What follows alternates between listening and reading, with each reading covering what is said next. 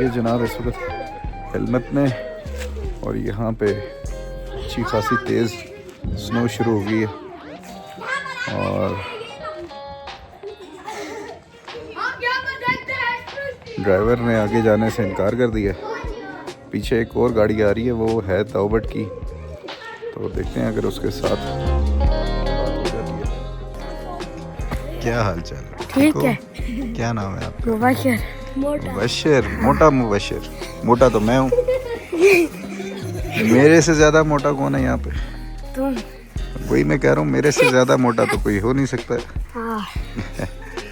और आपका क्या नाम है? इकराम। इकराम गुलाम मोहम्मद। और आपका? अबू बकर। माशाल्लाह। आपका क्या नाम है? आकिब। हाँ। अच्छा, चलो ज़बरदस्त। चलो खेलो, आप लोग खेलो।